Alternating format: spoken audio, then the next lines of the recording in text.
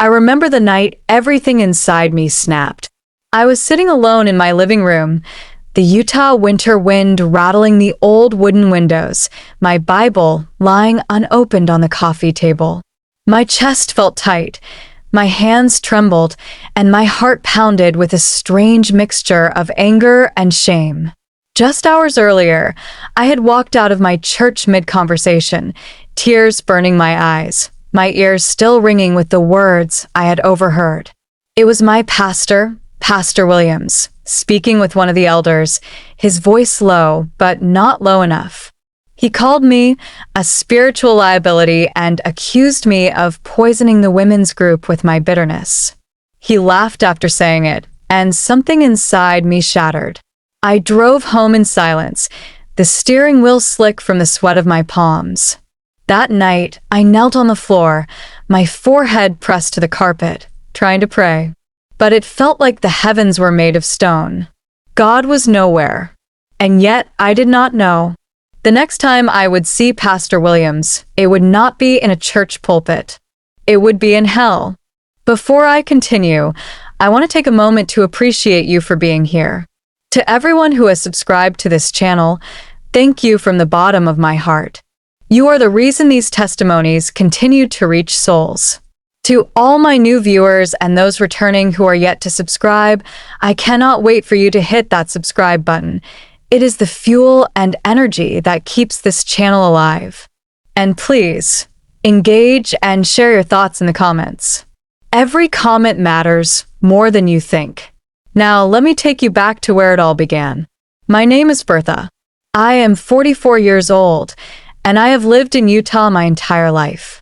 I grew up in a small town where the church was the center of community life. My parents were devoted churchgoers, and I followed the same path without ever questioning it. From the outside, my life looked good. I served on committees, attended every Sunday service, and even led the women's fellowship for a while. But behind the polished smile and the Sunday dresses was a woman rotting with unforgiveness. I carried grudges like treasures, never letting go of old wounds. I had mastered the art of looking righteous while silently judging everyone around me. I prayed, but my prayers were half-hearted, more out of habit than hunger for God. Pastor Williams had been in my life for over a decade. He was charismatic, eloquent, and deeply respected in our community. I admired him, perhaps even feared him. But I never imagined that the man who taught me about heaven would someday speak to me from hell. It all started in January of last year, a cold season both in weather and in my spirit. I had been feeling unwell for weeks, fatigue that clung to my bones, headaches that would not leave, and a heaviness in my chest I could not explain. At the same time, the bitterness in my heart was growing stronger. The day I overheard his words was the day I decided I had no reason to keep serving a God who allowed my heart to be crushed by someone I trusted. That night, I went to bed with tears soaking my pillow, whispering words I would later regret. If you are real, God, then show me, or I am done. I did not know that God would answer in a way that would terrify me to my core. That night, sleep did not come easily. My body ached, my mind churned, and my heart felt as though it had been hollowed out. I remember lying there in the darkness, the hum of the heater in the background, until a sharp pain tore through my chest. It was sudden, like being stabbed with something invisible. I gasped for air, but my lungs would not obey. My vision blurred. The room tilted. And then, silence. It was not the kind of silence you hear in the middle of the night. This was thick, heavy, and suffocating. When I opened my eyes, I was no longer in my bedroom.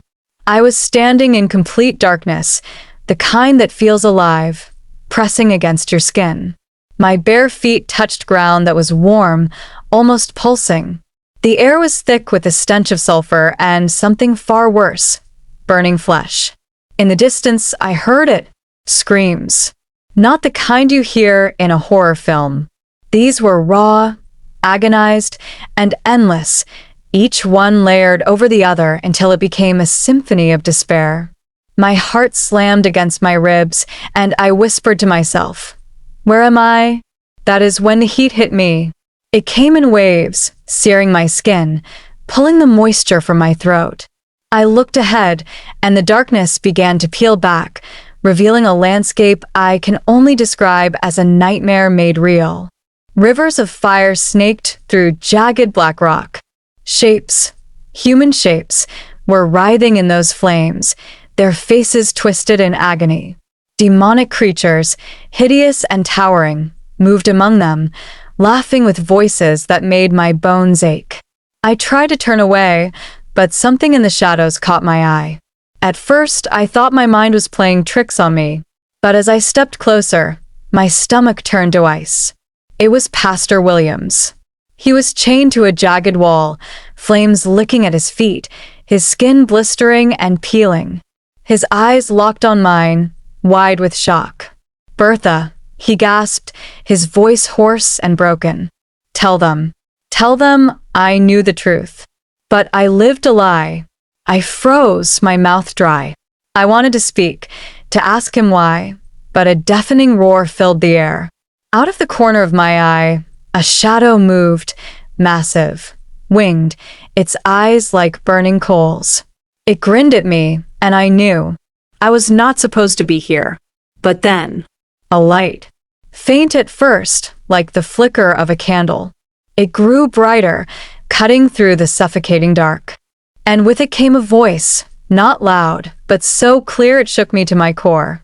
"Your time is not yet, but you must go back and warn them." The ground beneath me cracked, and I felt myself falling, pulled upward and downward at the same time. The screams faded, the heat lifted, and just as the darkness closed in again, I opened my eyes.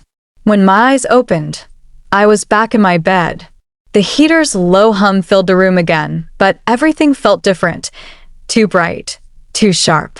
My chest was heaving, my nightgown clinging to my skin from the sweat. My throat ached as though I had been screaming for hours. I sat up slowly, my mind replaying the images, the sounds, the smell of that place. And most of all, his face. Pastor Williams' eyes haunted me like a shadow that refused to lift. For days, I could barely speak. Food had no taste. Sleep brought no rest. Every time I closed my eyes, I saw that wall of fire. I heard his voice, and I felt the urgency in that command from the light. Go back and warn them. At first, I wanted to run from it. Pretend it was a bad dream brought on by stress and illness. But the memory would not fade. I began to weep. Deep, aching sobs that left me empty and trembling.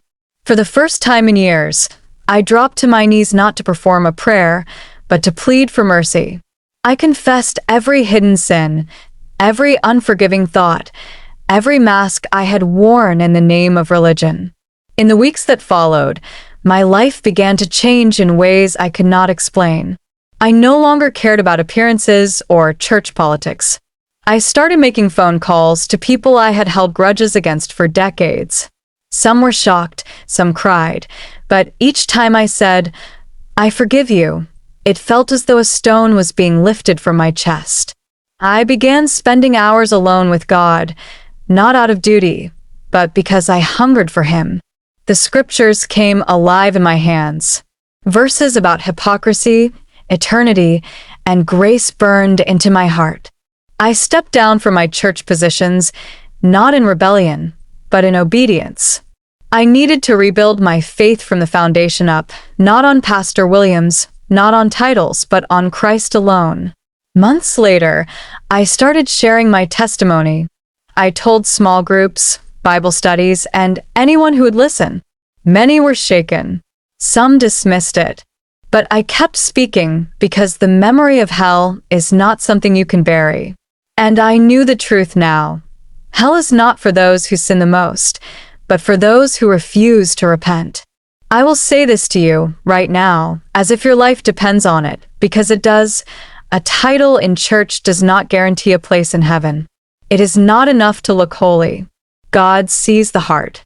And hidden sin will drag you down faster than any public scandal. If you are watching this, hear me. Hell is real. God is real. Eternity is not a game. So, I ask you, is there something you have been hiding? Someone you need to forgive? Do not wait until your time runs out. Please share your thoughts in the comments. Let me know what this story stirred in you. Like, share, and subscribe so that this warning can reach someone who needs it. You never know whose eternity could be changed because you clicked that share button today.